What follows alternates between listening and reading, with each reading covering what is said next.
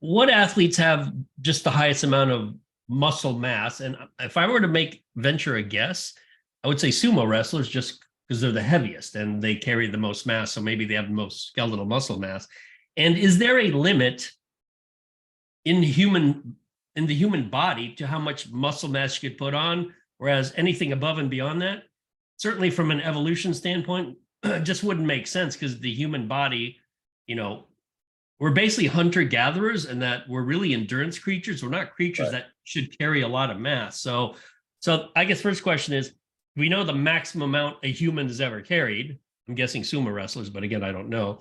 And two, I find it fascinating, the differences between Caucasians, Polynesians, and that was one of my questions about, if Polynesians were somewhere, either closer to whites or blacks, and these are Black Americans that you measured. These aren't Black Caribbeans or Black Africans, because there might be a difference there.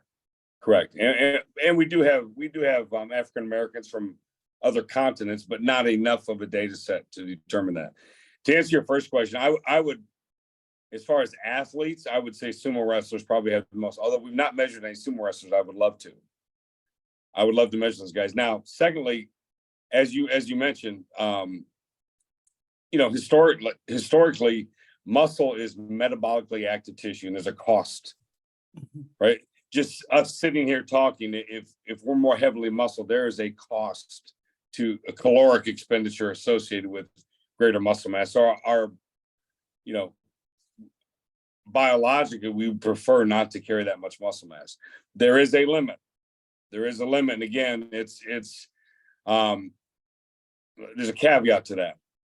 If professional bodybuilders are considered athletes, and I would consider them athletes, I don't know the limit.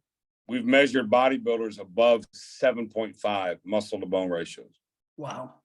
Now, there's a reason for that.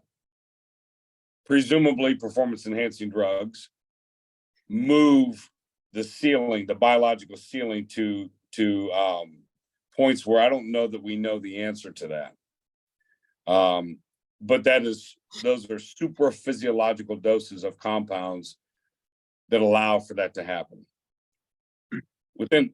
Within normal physiology, there's a limit. What we see is when athletes get to the top end of the limit, they can continue to put on body mass, but that mass is primarily adipose mass. So there appears to be a ceiling or a set point of which, and I'll give you a couple of anecdotes, which will kind of circle back and tie this together.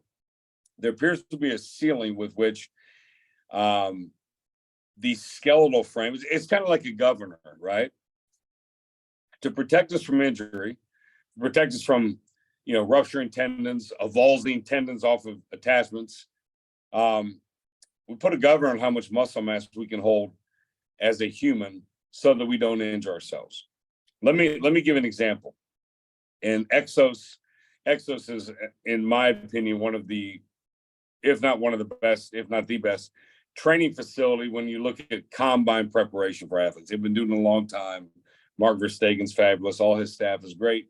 And so we have a partnership with Exos. We measure all their combine athletes at every facility, Gulf Breeze, Frisco, Phoenix. Within 48 hours of measuring, they do performance testing. Okay. The question was posed with several of their players who have high muscle to bone ratios. So let's take a linebacker. Linebackers typically in the NFL are 5.3 to 5.5 pounds of muscle for every pound of skeletal weight.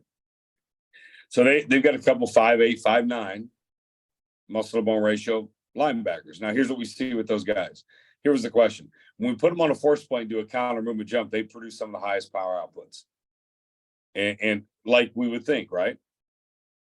However, when we do tests of elasticity, plyometrics, multiple hops, high-speed running, where there's a large elastic component, meaning more of, high-speed running and plyometric, we're really bouncing on the tendon.